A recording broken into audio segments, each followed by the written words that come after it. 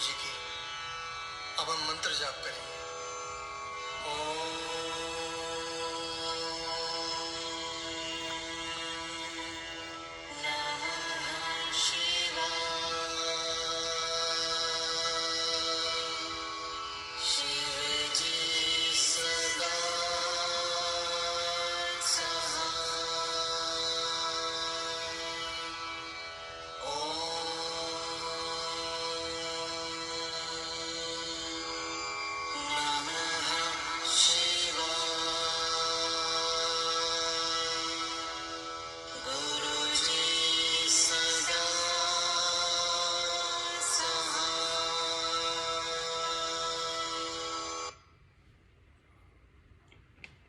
जय गुरु जी। खंड 3, चौथा अध्याय। ओम नमः शिवाय। शिव जी सदा सहाय। ओम नमः शिवाय। गुरु जी सदा सहाय। ब्रह्मा जी ने कहा, हे नारद, हिमाचल ने जब अपनी पत्नी मैना को देवताओं की आज्ञा सुनाई तो मैना को बहुत प्रसन्नता हुई। तदुपरांत दोनों पति पत्नी गृहस्थ धर्म का अति उत्तम रीति से पालन करने लगे। मैना ने शिव जी की सेवा पूजा आरंभ कर दी तथा प्रतिदिन उन्हीं कार्यों में अपना समय व्यतीत करने लगी जिनके करने से शिव जी प्रसन्न होते हैं। दोनों पति पत्नी शिव तथा शिवरानी के स्मरण एवं ध्यान में मगन हो गए। हे नारद, शिव जी के भक्त परम धन्य हैं। वे लोक तथा परलोक में अत्यंत आनंद तथा पुण्य प्राप्त करते हैं तथा अपने कुल को ही नहीं अपितु औरों को भी मुक्त कर देते हैं। अस्तु। हिमाचल ने भगवती जगदम्बा की आराधना आरंभ की और मैना से भी यह कहा कि तुम अपनी तपस्या द्वारा आदि शक्ति तथा शिवजी को प्रसन्न करने का उपाय करो। इस प्रकार वे दोनों शिव तथा शक्ति की उपासना करने लगे। हे नारद, उन दोनों ने शिव तथा शक्ति की उपासना करने के अतिरिक्त अन्य सब कार्यों को भुला दिया। वे अष्टमी के दिन व्रत रखने तथा शिवजी का पूजन किया करते थे।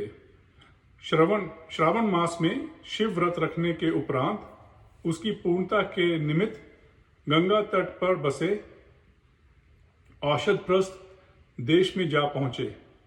वहां उन्होंने शिवलिंग की स्थापना कर तपस्या करना आरंभ किया। उस तप की अवधि 20 वर्ष की थी। उस बीच में उन्होंने कभी अपना अन्न जल ग्रहण किए और कभी केवल वायु का ही भक्षण करते हुए शिव तथा शक्ति का विधिवत पूजन किया। यह तपस्या पूर्ण हुई तब भगवती उमा ने प्रकट होकर उन्हें अपना दर्शन देकर कृतार्थ किया। उनका शरीर सजल मेघ के समान श्रेष्ठ श्याम वर्ण तथा 8 हाथ और 3 आंखें थीं। वे सब प्रकार के वस्त्राभूषणों से अलंकृत थीं।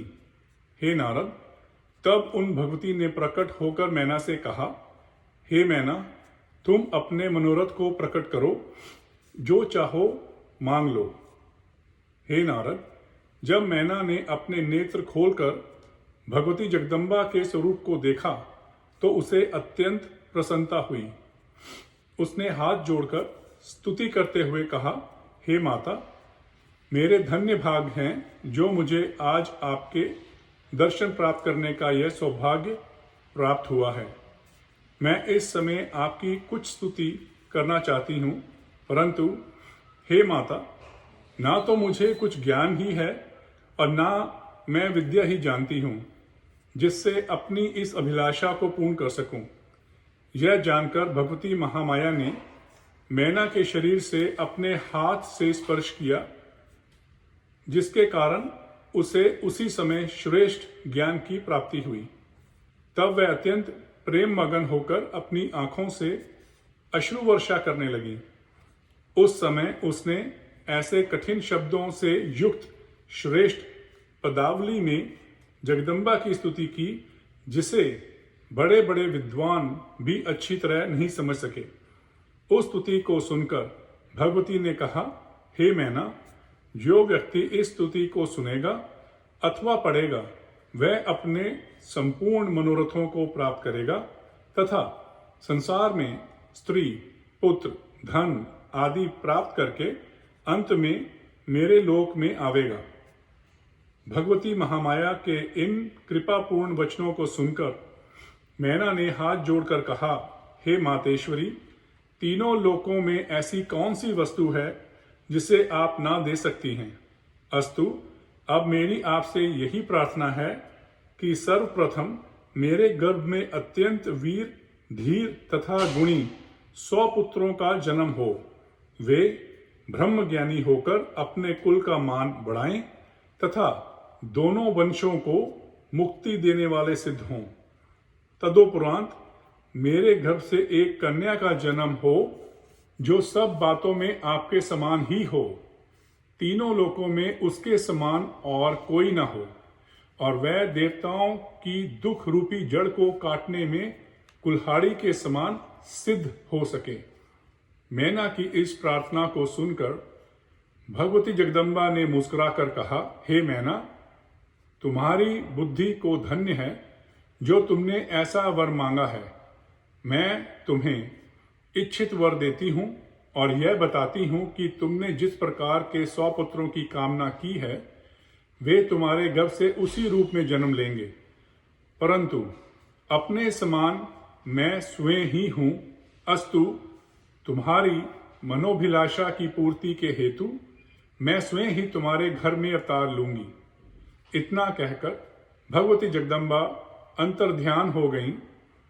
तब जिस दिशा की ओर वे अंतर्ध्यान हुई थी उस दिशा की ओर प्रणाम करने के पश्चात मैना भी अपने घर को लौट चली।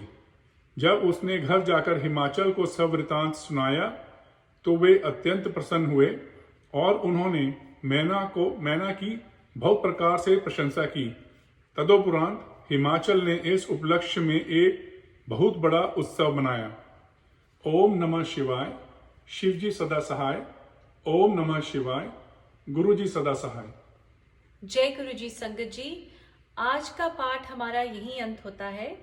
अगला पाठ बुधवार को 9 बजे। जय गुरु जी।